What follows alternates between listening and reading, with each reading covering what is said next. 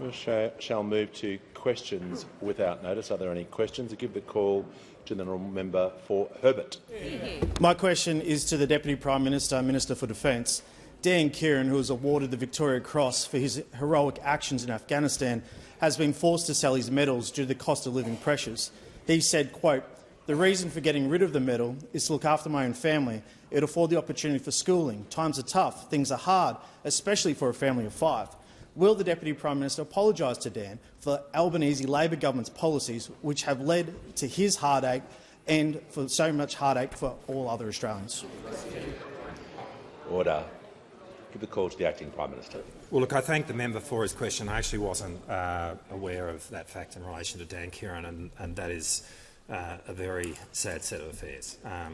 And Dan Kieran is an Australian hero, and whatever is the physical place of those medals, nothing takes away the honour that has been bestowed upon Dan Kieran rightly, and the way in which our country should view him. What I would say in relation to the questions of cost of living is this. Since we've come to power, we have been utterly focused on the economy. We have come into here each and every day focused on the economy and focused on Australians in the challenges that they face in respect of cost of living. Now, we get that Australians are doing it tough. In the global pandemic and the aftermath of it, disrupted supply chains, global crises, what that has seen is inflation impacting countries around the world, and Australia has not been immune from that, which is why we have been utterly focused on that task at hand each and every day. The most significant thing that we have done is to fight inflation. And I remind the honourable member that inflation today is at a rate of half of that of what we inherited from those opposite. Because the truth is that what we inherited from those opposite was an absolute economic basket case. What we had was a Liberal government, no less, which gave this country $1 trillion of debt with nothing to show for it. Headline inflation when you left office, when those opposite left office, was at 6.1%. It is now half of that today. And the most important thing we've been doing is fighting inflation through prudent economic management, and that has seen us deliver 2 surpluses, something that those opposite never did, despite the fact that they promised to the Australian people that they would be delivering a surplus each and every year. They are out there printing mugs around their achievements before they had actually made them. What we've done is printed surpluses which have had an impact on reducing the inflation rate. In fighting inflation, that is now starting to succeed. And where we have spent money, it has been focused on the cost of living. Rental assistance, looking at ways in which we can have more affordable childcare, cheaper medicines, energy rebates, most of which you there opposed. So that is the record when it comes to the economy. We are focused on the economy. We are focused on Middle Australia. You are focused on everything else. Prime Minister's time has concluded. The member for Kingsford Smith is warned. Member for Petrie is now warned. I'd like to hear from the member for Werriwa. Thank you, Mr Speaker. My question is for the Minister for Communications. How is the Albanese Labor government working to support families to keep children safer on social media? Call to the Minister for Communications. Thank you, Mr Speaker, and I thank the member for her question, because the safety and mental health of our young people is paramount. The Albanese government is committed to ensuring that we make the environments where children live, learn and interact safer, and that includes digital environments. We're taking a whole-of-government approach to minimising the harms that come from children accessing content online that's not appropriate for them. The Prime Minister has committed to introducing legislation this year to enforce a minimum age for access to social media. Implementing this legislation will be informed by the age assurance trial funded in this year's budget. And the legislation is also being informed by engagement with National Cabinet, the Safety Commissioner and recent work by former Chief Justice Robert French. I acknowledge the Premiers of New South Wales and South Australia who have kicked off the Social Media Summit today in Sydney, and I will join them in Adelaide tomorrow. This legislation is one part of a comprehensive approach this government is taking to address online safety.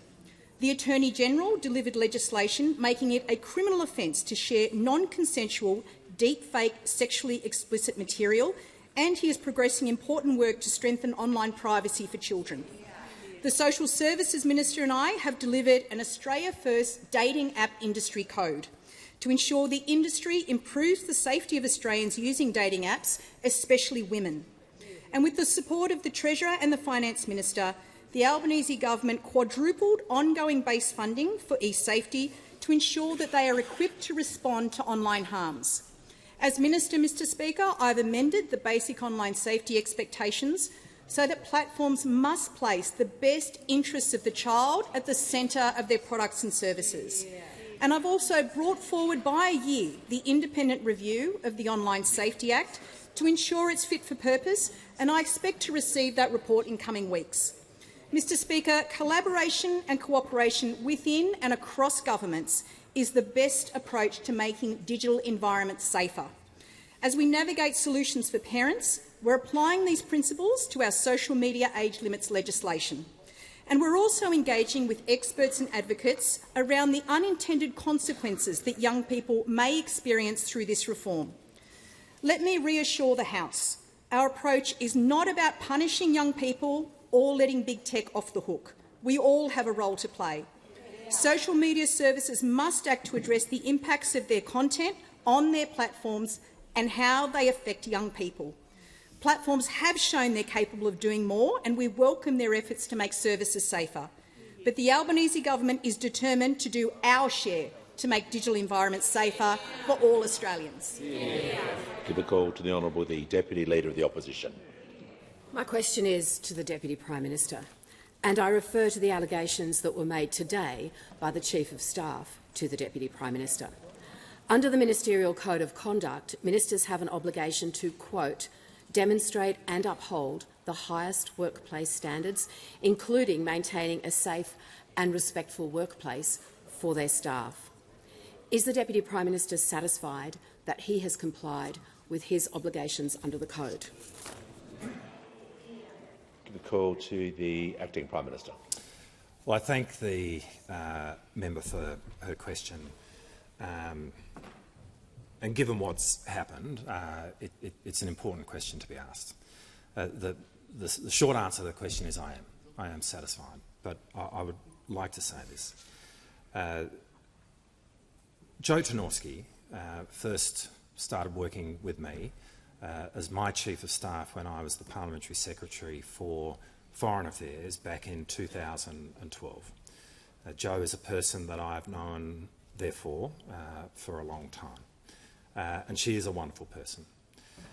In her role then and in her role now, she has given me great service, and I remain deeply grateful for that. Jo is a person who is completely committed to social justice in this country, and I very much admire her for that. And given all of that, I mean, it's to state the obvious that in this moment I feel deeply sad that events have got to where they have. This is obviously very difficult. Now, let me say that in the way in which I've tried to manage this, I have done so with Jo's welfare in mind at every moment, as I would try to manage things on that basis for all of my staff. As is evident, this matter is now in the hands of lawyers, and of course that is absolutely Jo's right.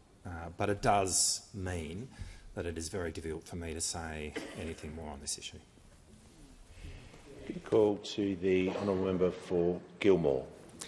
My question is to the Acting Prime Minister. How is the Albanese Labor government future-proofing the NBN after a decade of mismanagement by making it more affordable and accessible for all Australians?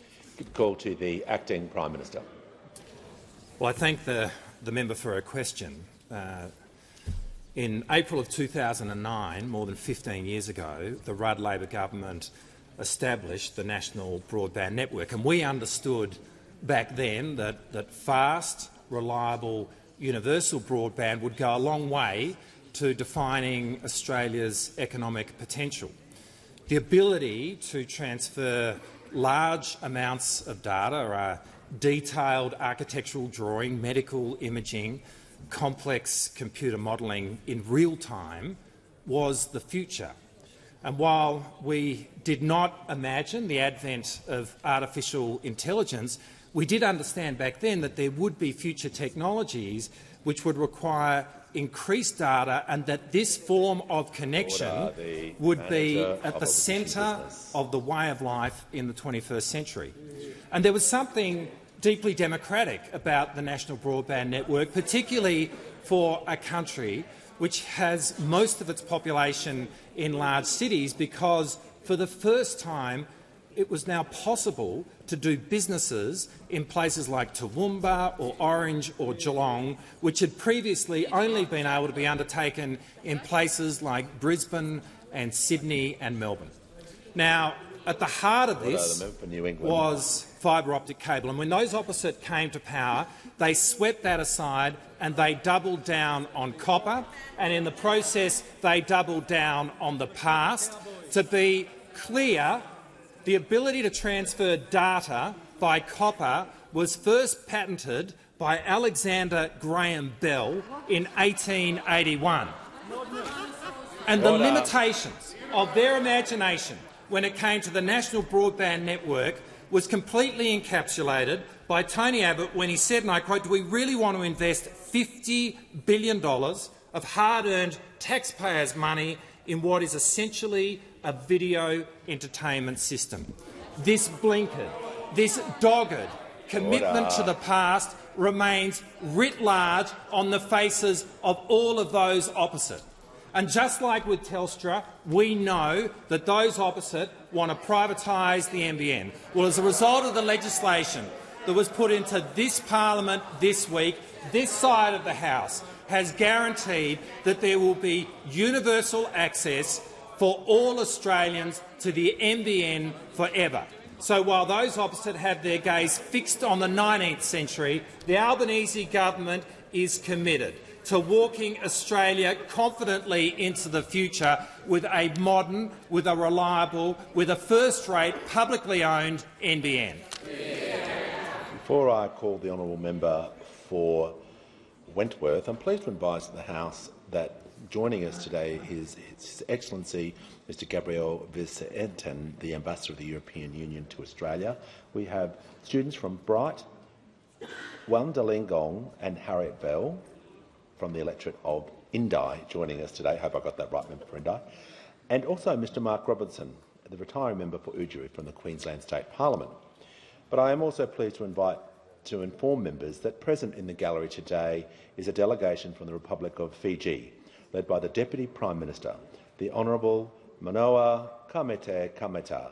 They are joined by His Excellency Mr Ewan McDonald, the High Commissioner for Australia to Fiji, and are here in Parliament today on Fiji Day.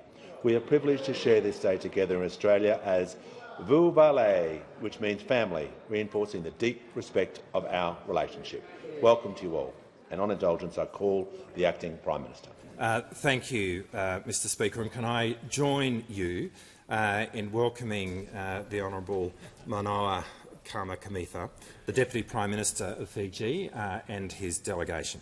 To have Deputy Prime Minister Kameta with us in this place, where 1 year ago Prime Ministers renewed and elevated a Vuvale partnership, is really a distinct honour. In the past year, we've had significantly progressed shared priorities, including economic recovery, security and climate resilience, and deepened the strong personal ties our two governments have formed.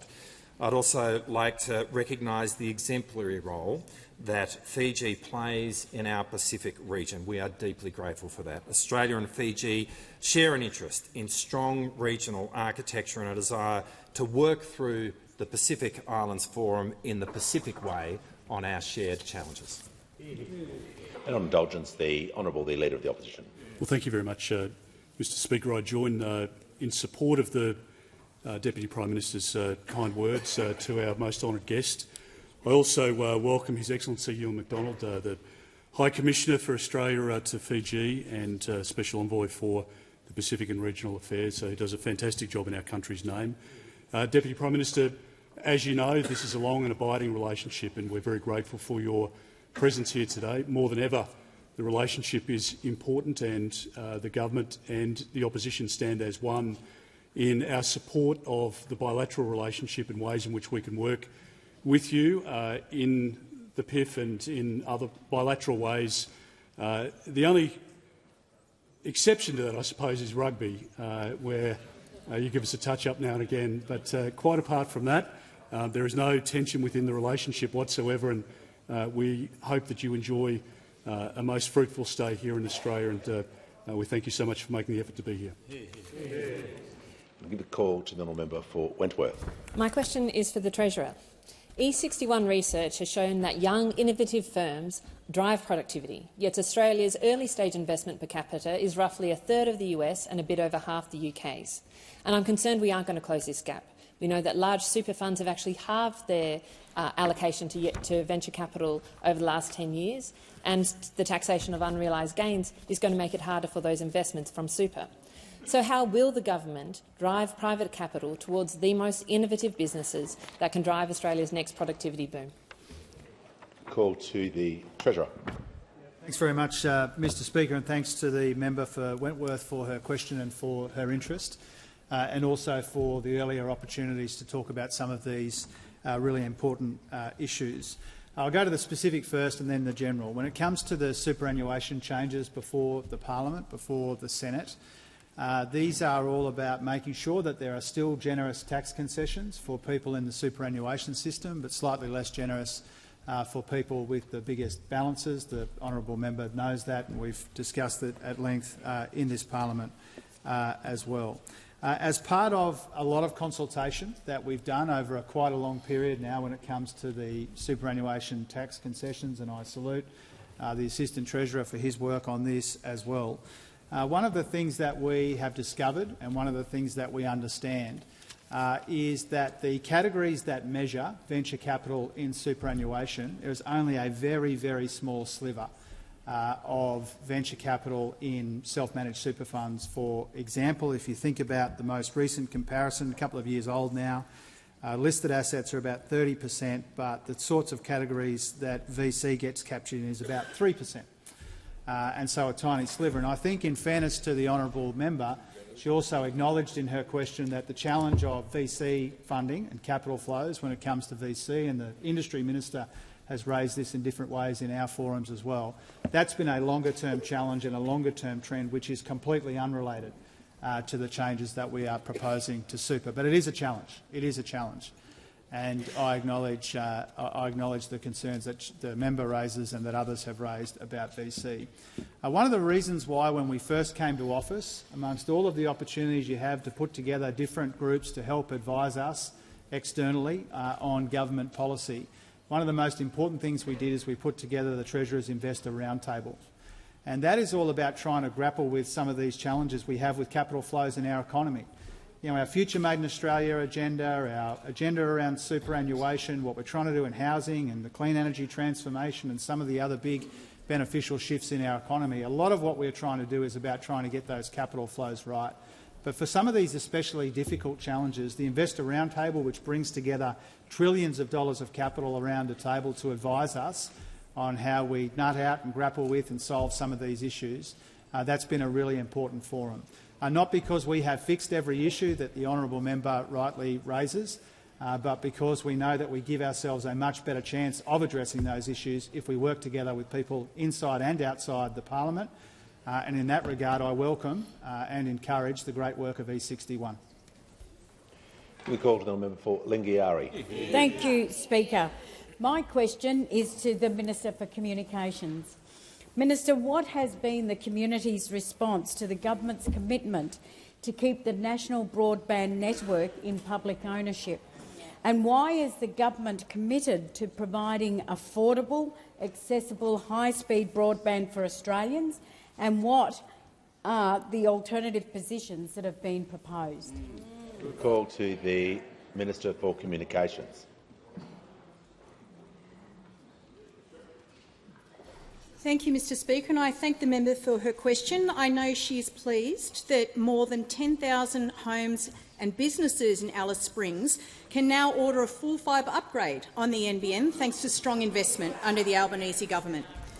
Mr Speaker, Labor founded the National Broadband Network to provide fast, reliable and affordable broadband to all Australians, irrespective of where they live. And only by keeping the NBN in public ownership can that vision continue to be delivered. But, Mr Speaker, it's not just the government that supports this policy. The regions support it. Mayor Ken Anderson from the Flinders Ranges Council said, "I support the Australian government in keeping the NBN in public ownership. I think it is more than fair to say that privatisation of essential services does no favours for regional South Australia." Mr Speaker, consumers support it. ACAN's CEO Carol Bennett said, "Retaining public ownership of this critical public asset will provide the opportunity for continued improvement in the communications services Australians need now and into the future." The workers support it. Shane Murphy, CW National President, said, "NBN workers and their families will also breathe a sigh of relief, knowing their jobs won't be on the chopping block because of privatisation." The industry supports it. Optus interim CEO Michael Venter said, "Optus welcomes the federal government's legislation to keep the NBN in public hands. Keeping this critical asset under government ownership is likely to be the best approach for Australian consumers and will also provide a welcome level of ongoing certainty to the sector." Mr Speaker, the Albanese government's position on the NBN is crystal clear. It is not for sale. In 2021, we made an election commitment to retain the NBN in public ownership, to keep broadband affordable and to complete building a world-class fibre network. And, Mr Speaker, in 2022, we formalised this commitment in a new statement of expectations for the NBN. And yesterday, we introduced legislation to enshrine this position in law. Mr Speaker, the opposition's had 3 years to give their position on the NBN and to answer a simple question. Will you preserve the NBN in public ownership or will you flog it off? And yesterday they finally revealed their hand when a Liberal MP confirmed that privatisation was always part of their plan. When asked whether the NBN should be privatised, the answer was, "It has always been in the contemplation that it will be privatised." Australians have a clear choice, Mr Speaker, to keep the NBN in public ownership or, under those opposite, have it flogged off. Has concluded. The member for Latrobe. Order. Right here from the Deputy Leader of the Opposition. My question is to the Deputy Prime Minister, and I refer to the allegations that were made today by the Chief of Staff to the Deputy Prime Minister. When did the Deputy Prime Minister first speak with the Prime Minister or his office about the allegations of bullying within the Deputy Prime Minister's office? We call to the Acting Prime Minister. Thank you, Mr Speaker, and again I thank you for the question.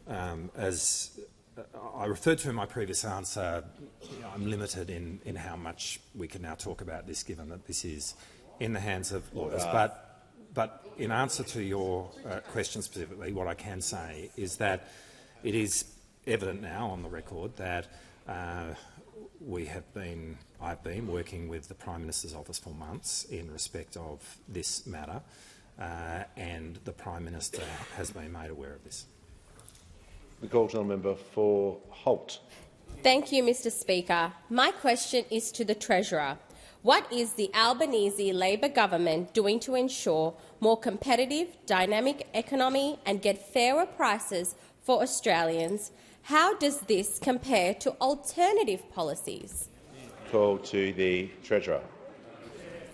Thank you, Mr Speaker. Because the member for Holt's such a good local member, she understands that we need to engage in this fight against inflation on every front that we can. We need to provide as much help as we responsibly and meaningfully can to people who are doing it tough, whether it's in her community or communities represented by all honourable members in this place. And that's why our cost of living relief is so important, but it's also why it's so important that we do what we can to make our economy more competitive, because a more competitive economy is an economy which is fairer for consumers and was also ultimately a stronger economy. And that's why it's so important that I was able to introduce to the parliament today, and I acknowledge the work of the Assistant Minister Lee in putting together the legislation before the House, which represents the biggest change to our mergers regime in around half a century.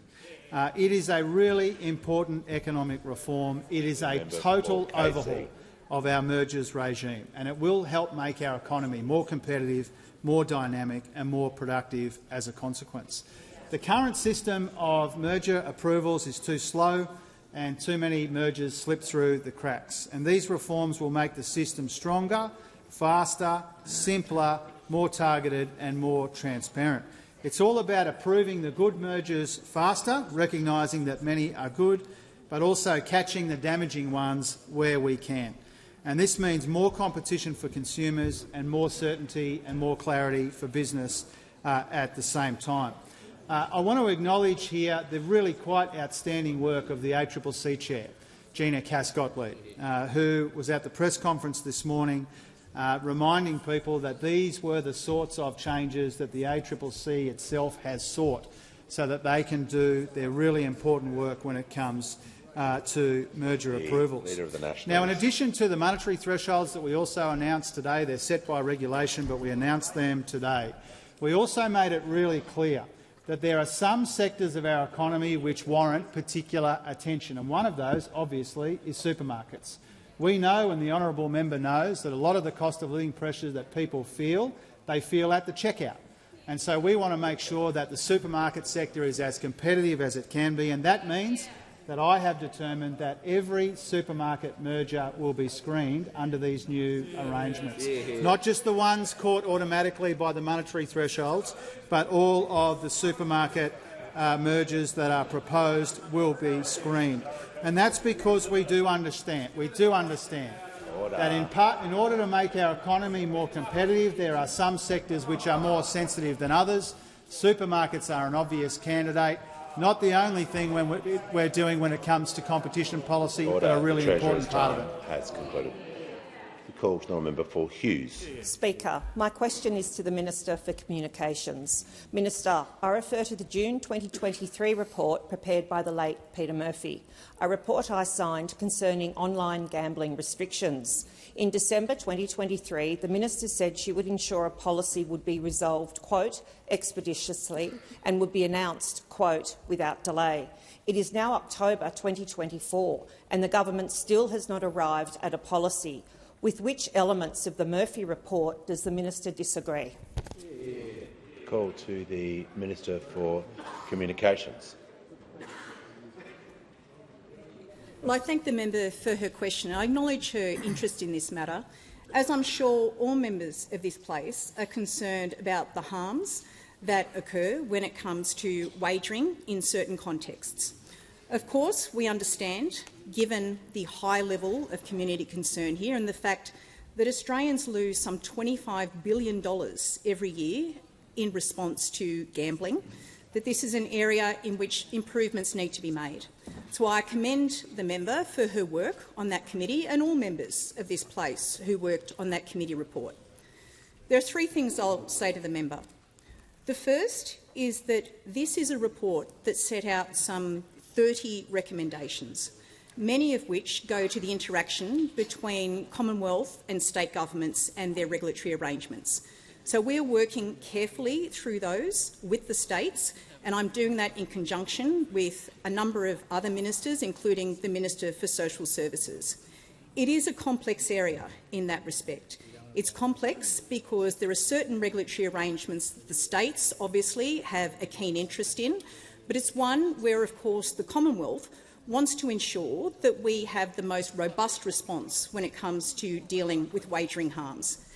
The second point is, of course, we know that given the high level of gambling harms, not only in terms of economic but social consequence, that we need changes that not only go to regulation and to law, but also go to cultural change.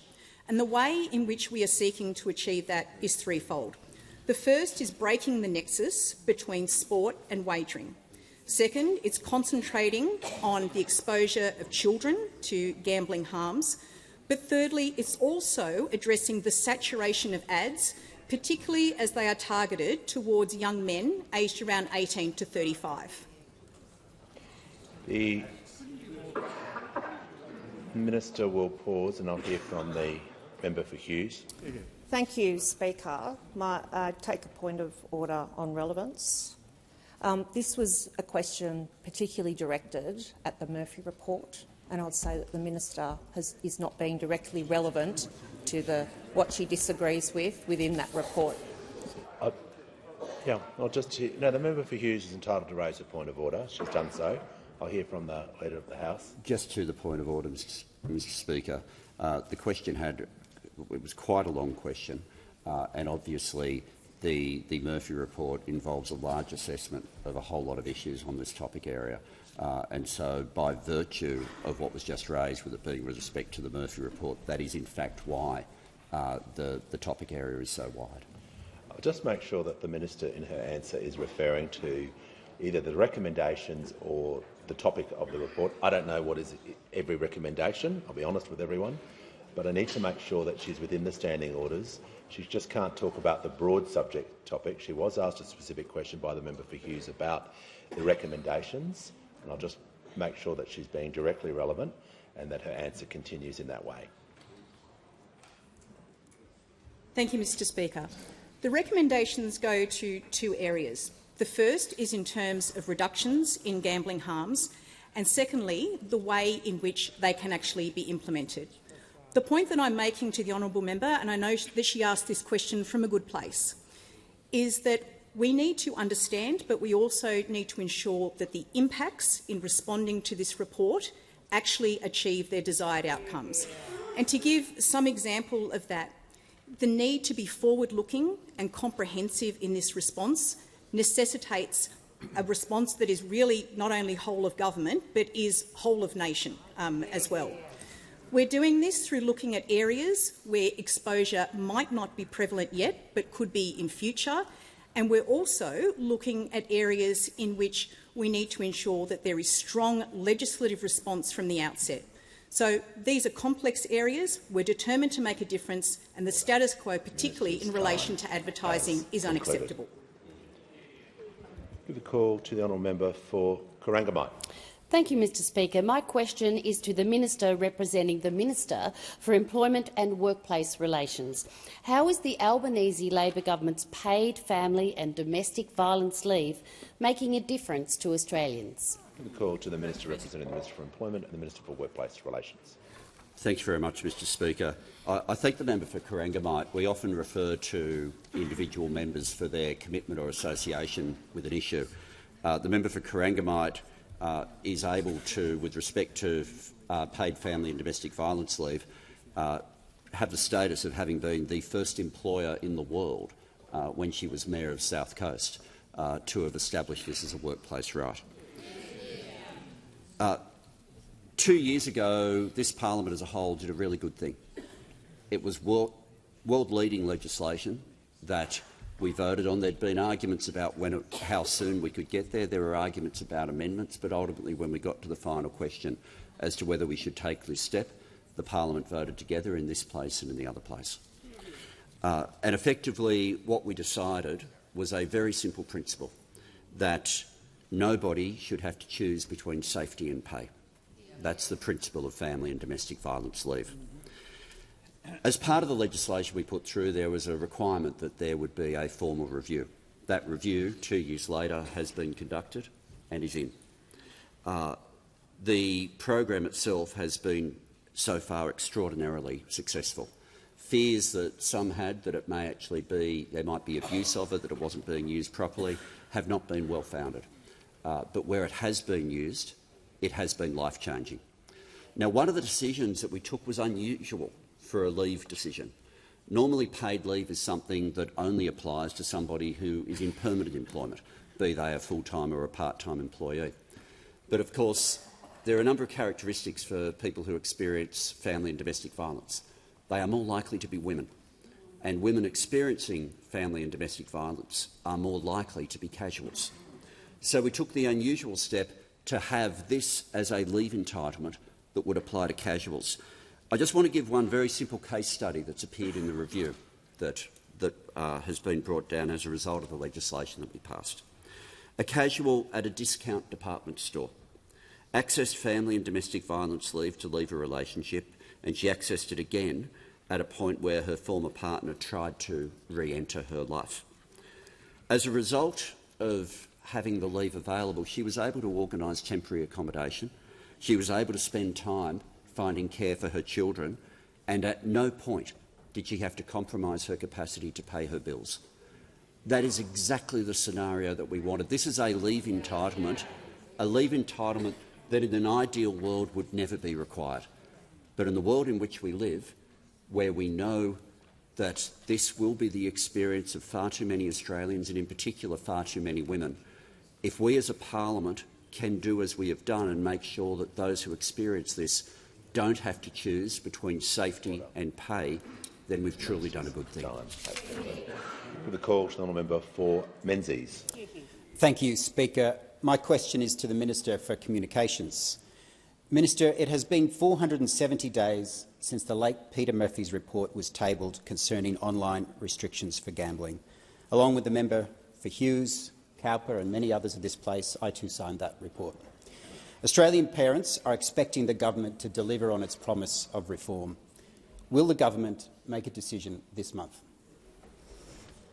Give the call to the Minister for Communications.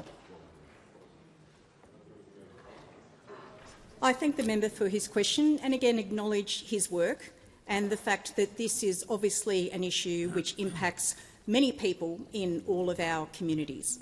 The government is committed to responding comprehensively to the Murphy report. I have put on the record, and as have other ministers, that it is our strong intention to be able to deliver on that this year.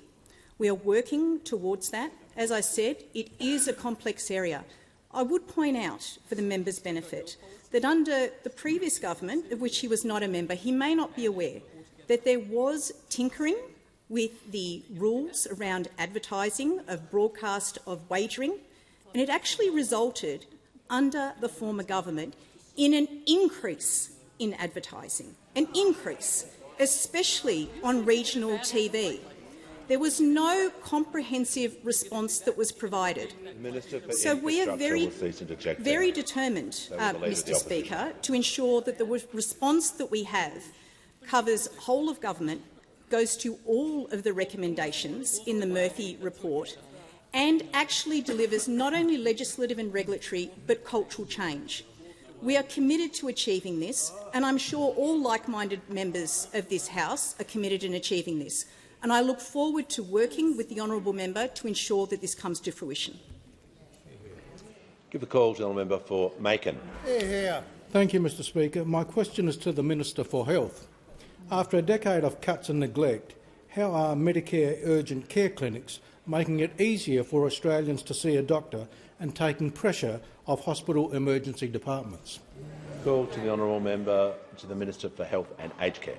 Thank you, Speaker, and thank you to my friend, the member for Macon, for that question. A big part of our promise to strengthen Medicare, Mr Speaker, from Labor was to introduce a network of urgent care clinics. And they would be open 7 days a week, extended hours and available for walk-in appointments.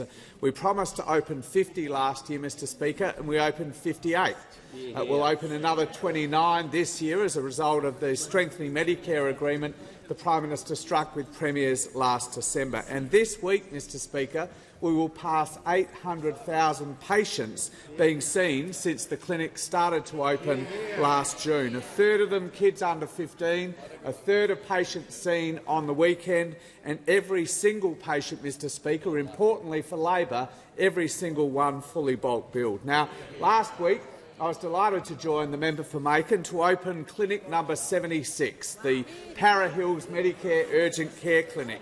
Now, more patients in his community will be able to get the urgent care that they need when and where they need it, taking real pressure off those local hospitals, Modbury and Lowell McEwen and their emergency departments in particular, Mr Speaker. And the local clinical director, Dr Monkhouse, who joined the member for Macon and I, said this to the press, Mr Speaker. He said, "I'd just like to thank the current federal government for actually breaking the mould and doing something. There is a massive problem with patient visits to emergency rooms, and somebody has at last put their hand up, stepped up to the plate and done something about it, Mr Speaker." And I thank Dr Monkhouse for that. Once the network of 89 clinics is fully up and running, Mr Speaker, they'll see as many as 1.5 million patients every single year, most of whom would otherwise have turned up at the local emergency department.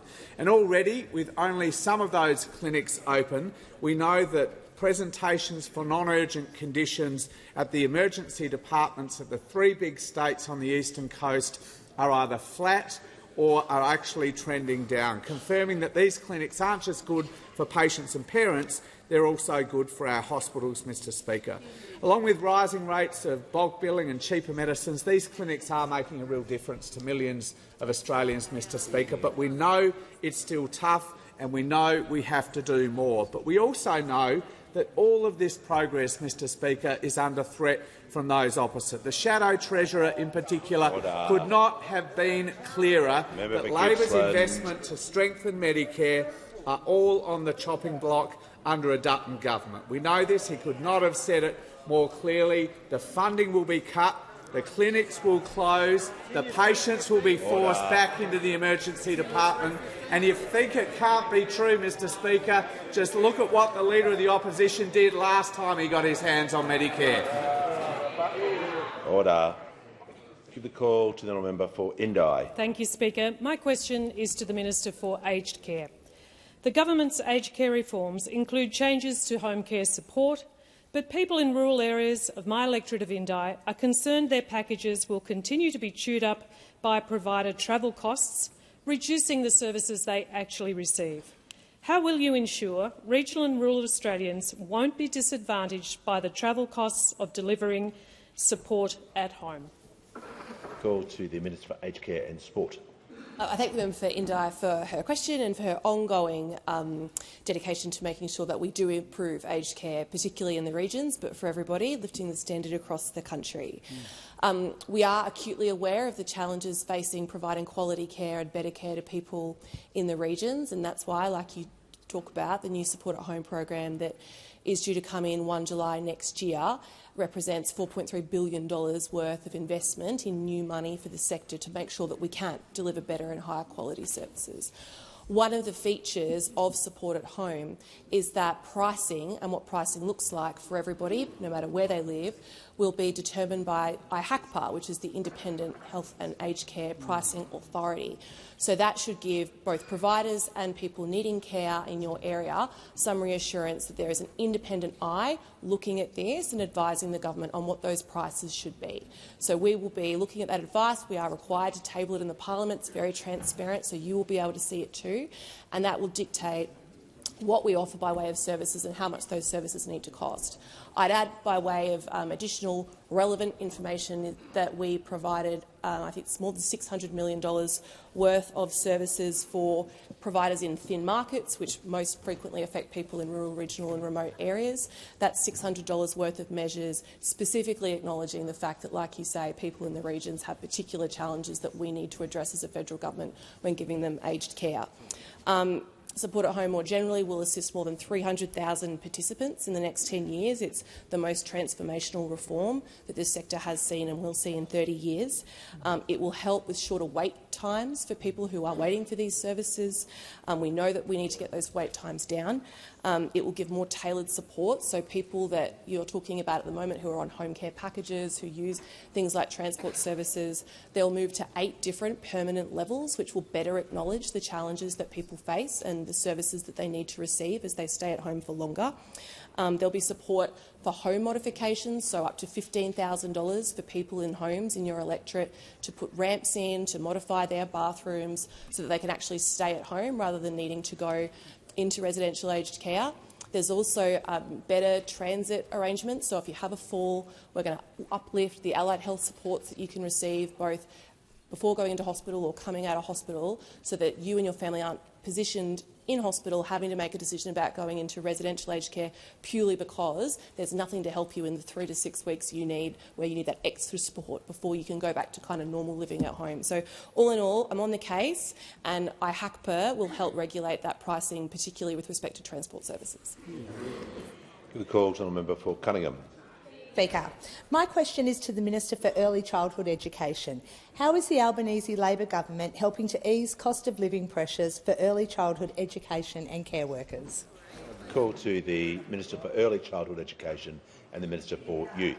Thank you very much, Mr Speaker, and I thank the member for Cunningham for her question.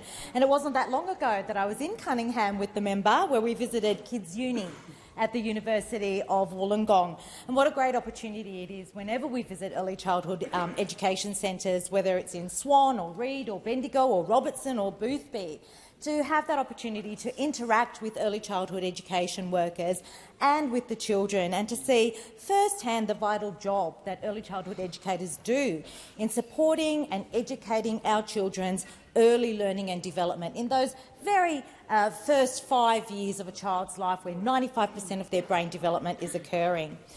But they also make it possible for millions of Australians to do their jobs, to take on extra hours, to take on extra study or volunteer work if they so wish. And that's why we are recognising the value of the work done by early childhood education workers and helping to ease the cost of living pressures for them by getting wages up through an historic 15% wage rise. Because we know that if we are to achieve that vision of universal early learning for every child right across Australia, we have to start with a strong, sustainable workforce. And I'm pleased to say, Mr Speaker, that early learning providers can now apply for the government funding to deliver early childhood education workers this historic pay rise. What this pay rise means is that 200,000 early childhood workers right across Australia will have at least $100 a week more in their pay packets by Christmas, just in time for Christmas. And by the end of next year, that's going to be more than $150 extra in their pay packet. Now, Gemma, a passionate educator from Melbourne, said this. She said this is what it means to her. She said, "It means we are acknowledged for the work that we do day in, day out. It means we can stay in our jobs and not live paycheck to paycheck. And it means we can build that strong and stable early learning workforce that we need." And Lisa, another educator from New South Wales, she said this to me.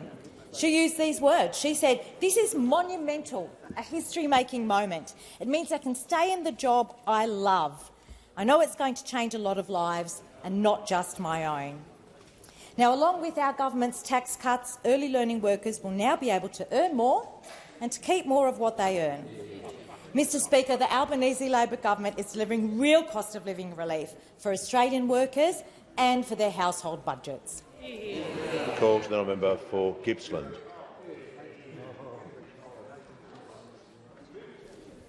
Thank you, Mr Speaker. My question is to the Minister for Regional Development and Local Government. Minister, after almost 2.5 years in government, how many Growing Regions Fund projects have been contracted, allowing local councils to actually start work? Call to the Minister for Regional Development, Local Government and Territories. Thank you, Mr Speaker, and I thank the member for the question. a very important question because we had a lot of work to do coming into government, cleaning up botched regional grant programs. We had regional grants given to the North Sydney pool. And I'm not sure where the member for Gippsland was there, because I'm not sure how many members of your community, because certainly none of mine, see North Sydney as a regional pool. Just the minister's it's really important. The minister's going to pause. Member for Page, member for the Leader of the Nationals, the member for Gippsland's going to cease interjecting. The minister was asked a specific question about a grants program. She's had a 30-second preamble. She's going to have to return back to the question. And to assist the House, we're just going to cease the level of interjections. The minister has the call. Thank you, Mr Speaker. As I was saying, we've had a big job to do in cleaning up grants programs across Parliament. What we've done is put in place transparent grant mechanisms for the first time in a very long time. We've had a multi-party panel that has assessed those grants. We've announced successful grants through round one, and we are working with those successful applicants. Order. The minister is referring to round one of the grant application, so she is being directly relevant. So it will be difficult. I can appreciate the member is looking for a number. Thank you, Speaker. Don't need to take point of order. I heard that loud and clear. But under the standing orders, the minister can talk about the program, and I've already brought her back to relevance. So I'll hear your point of order. Well, Speaker, the point of order was on relevance. It was a tight question, and if it assists the minister, the number is between 0 and none. It is disorderly to add extra commentary during the point of order. Order. The minister was talking about the grant process. She was talking about the round, so she is being directly relevant. The Leader of the Nationals, please don't interject while I'm trying to assist the House. I understand that the member would like a specific number or an answer, a bit like the debates we've had about yes, no. As the members know, I don't have the compulsion to deliver that for the member. I do have the compulsion to make sure that the minister is being directly relevant, and she is at the moment. Mr Speaker, and just for clarity of the House, none isn't a number. I know it took a little while to land, but that was a joke. The laughing should have come straight after I finished. Order. Members on my left. The Leader of the Nationals, the member for Hume, will just... Order. She still is. Order. Just everyone. We're just going to listen to the minister. Thank you, Mr Speaker. As I was saying, round one has been announced. We have been working with those councils and states and territories to put in place those contracts now. Round two is now open, and round two is just about to close this week. What we've done on this side of the House is make sure our regional grants programs are transparent. We've heard from councils across the country, over 250 councils that I've met with, that they have spent time and money putting in applications when there were colour-coded spreadsheets available previously that meant that the time and money that they spent putting in grants were not treated fairly. We've heard from councils that they wanted a transparent process, so we've given them one, including a multi-party panel, which members from those opposite and on the crossbench are on, to make sure that our grants process is treated with integrity. And we've seen the ANAO do a report concurrently with Growing Regions to say that it is done with transparency and integrity, which I know is a new concept to some of those opposite. But on this side of the House, we want to treat local councils with dignity and respect. It's one of the reasons that we doubled Roads to Recovery funding, because for a decade those opposites didn't take their local councils seriously when they were asking for additional help with maintenance. They didn't take them seriously when they said they needed additional help with maintenance. On this side of the House, we're delivering not only a doubling of Roads to Recovery, we're delivering them back to the table of National Cabinet, and we're taking their voices seriously because they serve every community across the country.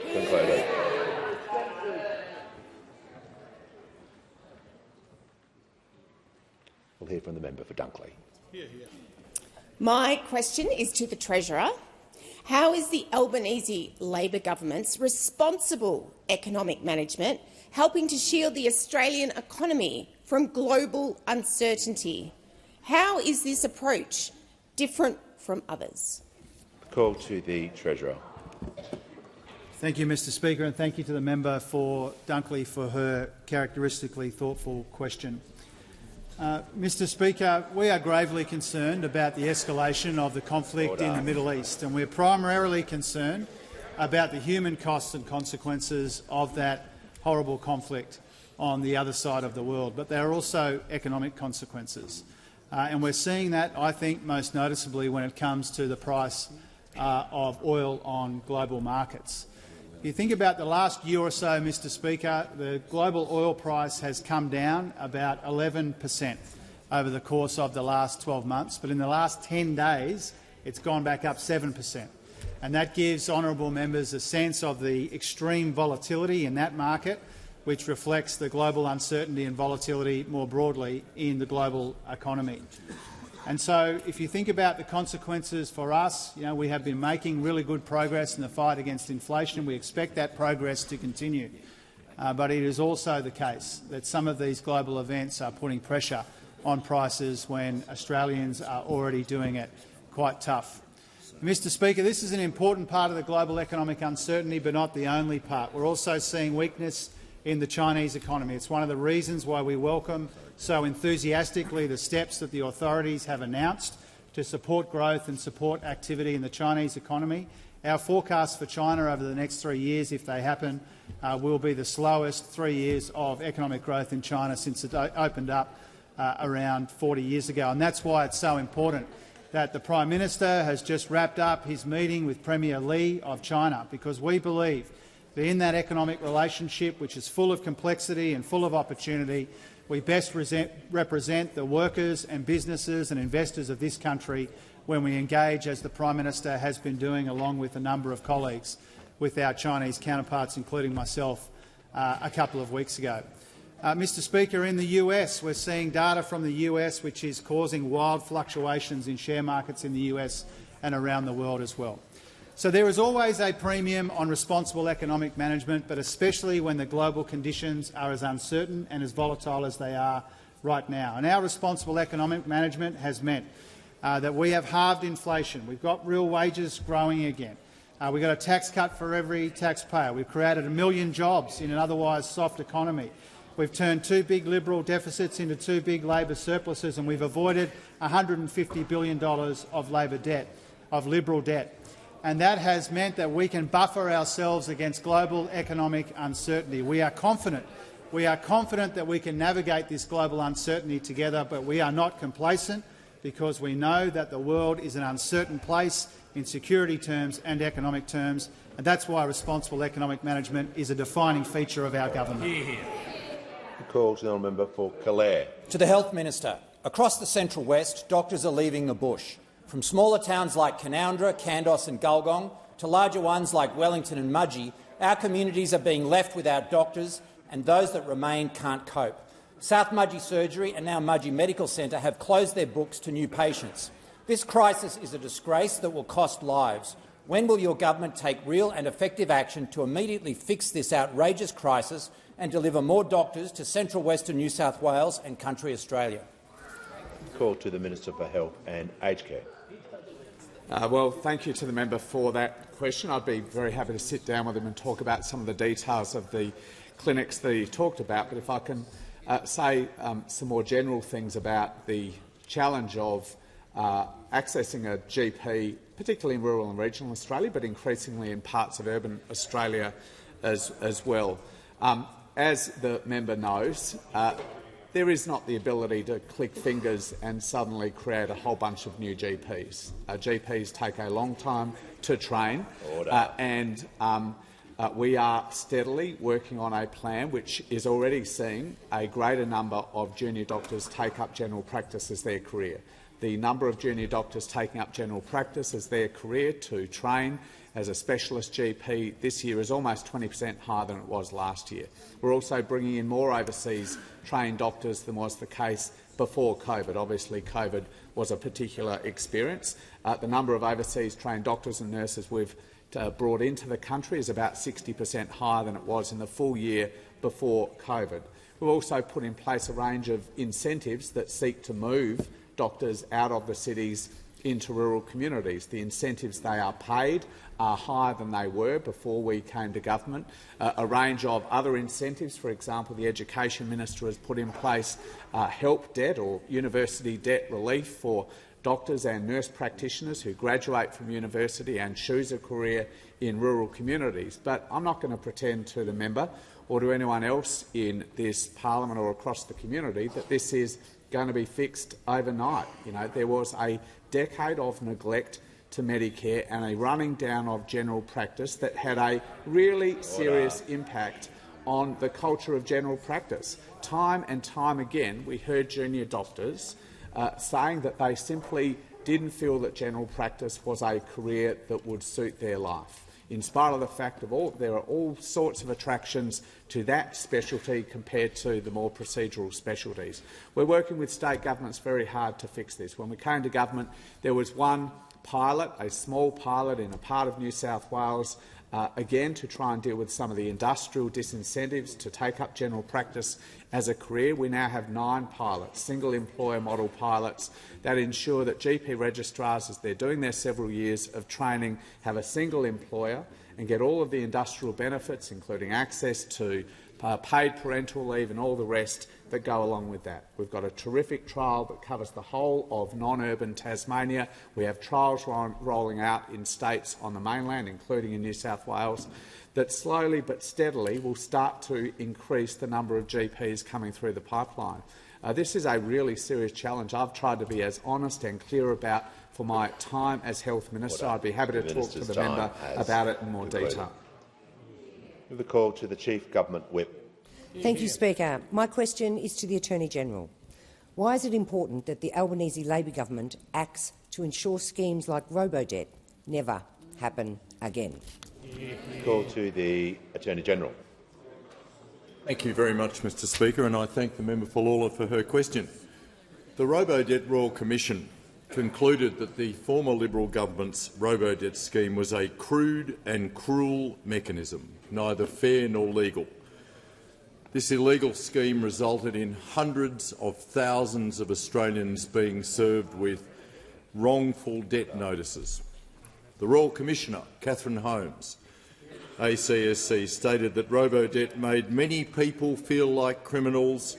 In essence, people were traumatised. On the off chance that they might owe money, it was a costly failure of public administration in both human and economic terms. And with those words, the Royal Commission summed up the human tragedy that was the Robodebt scheme, introduced by the Abbott government, expanded by the Turnbull government and defended right up to the last minute by the Morrison government. Despite warnings as early as 2017, the Royal Commission found that the path taken by the former government was to double down, to go on the attack in the media against those who complained and to maintain the falsehood that, in fact, the system had not changed at all. And while, of course, ministers of the former government bear the ultimate responsibility for the Robodebt scheme, the Royal Commission found serious failings with the institutional checks and balances that could have put a stop to the Robodebt scheme long before the federal court found that it was unlawful. The Royal Commission made it clear that it could have been stopped if there had been strong and effective oversight. And today I've introduced legislation that will implement key recommendations of the Robodebt Royal Commission to ensure that Commonwealth agencies are subject to stronger and more rigorous oversight.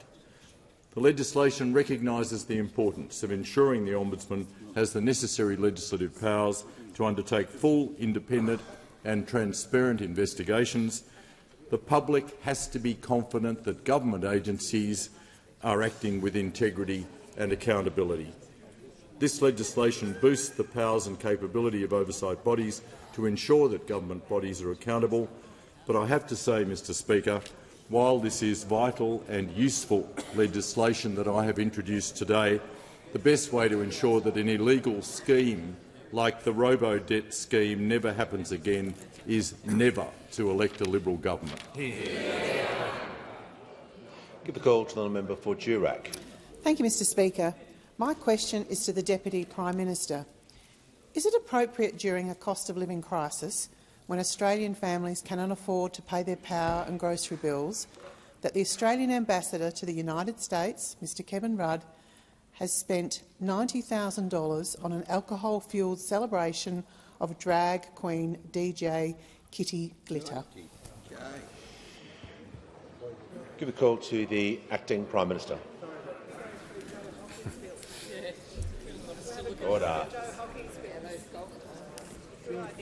I thank the member for her question. Kevin Rudd is doing a remarkable job as Australia's ambassador to the United States. And there will be members on the other side who have visited the United States during his time as the ambassador who will absolutely privately attest to that. Kevin has been a tour de force, as we all understand, in the United States Congress in a way which has created a generational change, for example, in establishing a seamless defence industrial base between our two countries, something that has been sought to be achieved for decades. It is his work, principally, in the United States Congress and across the administration, which has brought that to fruition. His activities as the ambassador to the United States are entirely consistent with previous ambassadors. We could all go through the process of crawling through the expenses of former ambassadors to the United States. But the fact of the matter is that Kevin Rudd is there not just representing the government, he is representing us all, and he is doing an excellent job. And while he is doing that in the United States, while he is carrying the weight of our country in Washington, what we are doing here is addressing the cost of living pressures that are facing the Australian people. And by and large, as we go about the business of doing that, we do it faced with the opposition of those opposite. I mean, when we seek to provide tax breaks for every income earner, it's those opposite who are kicking up a storm in relation to that, albeit that at the end of the day they vote for it. When we have taken measures to provide for energy rebates, when we have gone down the path of providing more affordable childcare, cheaper medicines, it is those opposite who stand in the way of meaningful action in respect of dealing with the cost of living pressures that are faced by the Australian people. So we will go about our business of dealing with cost of living pressures for the Australian people. Kevin Rudd is going about his business of representing everybody in this chamber and in this country in Washington DC, and in that effort he is doing a sterling job. Call to the member for Hunter. Thank you, Mr Speaker. My question is to the Minister for Climate Change and Energy. How is the Albanese Labor government delivering cheap electricity? How does this compare to more expensive energy policies? Great question. No. The Minister is going to resume his seat. The member for Grey has been here long enough and has been through enough question times to know yelling out during a question is highly disorderly. Just want to remind all members the supremacy of members being able to ask a question in silence. I'm not sure how many times I have to remind everyone. So the member for Grey is warned, and out of respect for the member for Hunter, he's going to ask his question again. The member for Hunter has the question. Thank you again, Mr Speaker.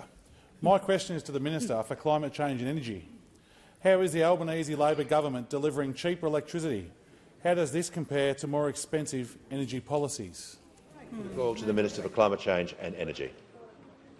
Well, thanks very much, Mr Speaker, and thanks to the member for Hunter for his question. And as the member knows, the Albanese government's delivering cheaper energy by energy bill relief in the short term and by more renewable energy in the longer term, Mr. Speaker. And that's reflected in the fact I'm going to get to you in a minute. I just found out.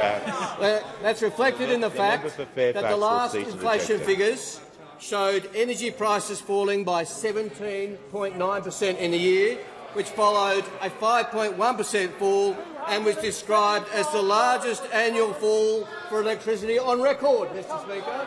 Something you think every member would be pleased about. Now, that is partly due to the Albanese government's energy bill relief, but we've had an alternative policy from the opposition. We had an interview yesterday from our old friend, the Shadow Minister for Finance. We always look forward to those interviews. She's one of the more transparent members of the opposition. She always says what she's thinking, and she said subsidies for energy have never been coalition policy, Mr. Speaker. So the opposition is against a 17.9% drop in electricity prices that were brought about by energy bill relief. Now, the member for Hunter also asked me about more expensive alternatives. And of course, the Leader of the Opposition wants to introduce the most expensive form of energy available, nuclear energy. And there have been, as I said the other day, developments since we last sat. The Leader of the Opposition gave a big speech called Nuclear Power in Australia. Could it work? Now, based on the substance and detail in that speech, the answer is not sure, really. Don't really know, because the speech was a great big nothing burger. It was a great big fizzer, Mr. Speaker. No data, no detail. Now, this comes, Mr. Speaker, as report after report shows that the opposition's plan will put energy prices up. Professor Rod Sims said maybe $200 a year. Dr Dylan McConnell said $400 or $500 a year. Dr Roger Dargaville said $1,000 a year. And, of course, we've also seen the report from IEFA which said $665 a year on average. Now, Mr. Speaker, this comes more than a year after the member for Fairfax said on Q&A, and I'll quote him, "We are doing the modelling right now, based on actual data, And he went on to say, we're the ones formulating the policy. We've got the data based on real data, based on Hitachi, Westinghouse and NuScale. Now, I understand the concerns of the member for Fairfax because NuScale was then cancelled because it reached $9 billion for one reactor.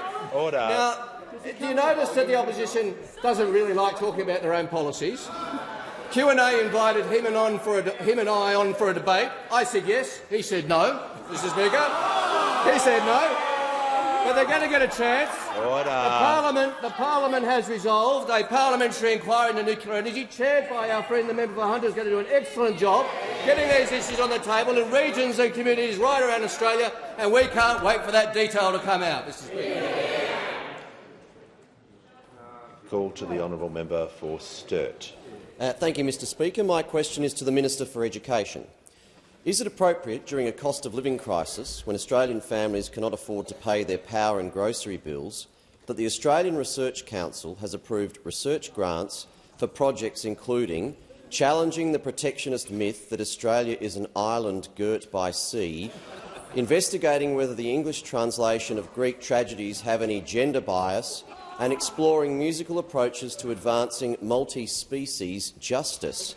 Can the minister confirm that these projects received over $4 million of taxpayers' money? Order. Order. Members,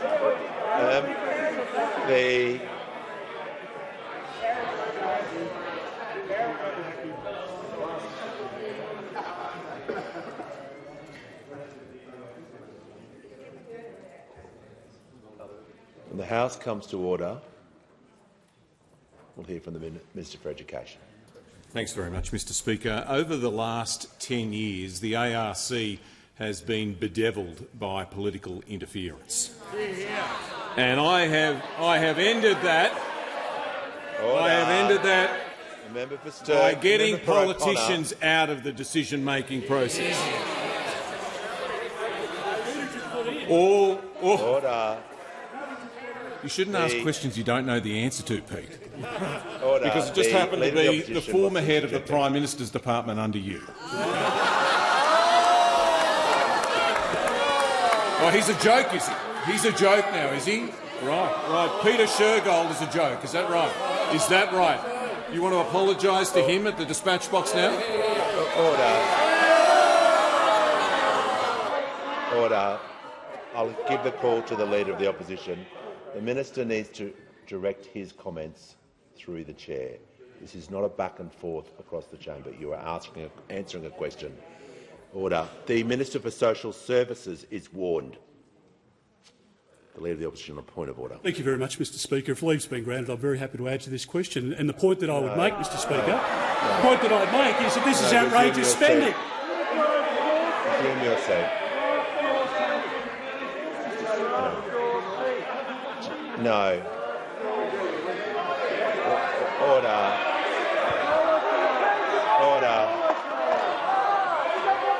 Order. Order. The House is going to come to order immediately. This is not an appropriate way to behave. The Minister is going to answer the question. He will not take interjections from the Leader of the Opposition, and the Leader of the Opposition will not give the interjections. I'm just going to ask the Minister to return to the question. Couldn't help himself, could he, Mr Speaker?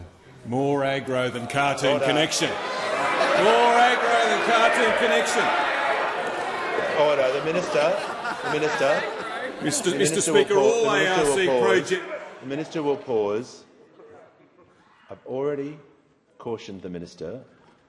He has one more chance to return to the question. I don't want any more commentary about the opposition. I want him to return straight to the question, or he'll be sat down. The Minister has the call. All ARC project funding applications are subject to a competitive process informed by peer review with recommendations made by experts. That peer review is accepted world standard for achieving quality in research grant outcomes. Mr Speaker, the ARC is not the political plaything of the Liberal Party. I'm actually surprised that the member for Sturt would ask this question, given that when this was debated in the parliament a couple of months ago, he didn't even bother to participate in the debate. Order. Order. Members on my right are going to cease interjecting. The member for Spence will cease interjecting. The member for Moreton is warned.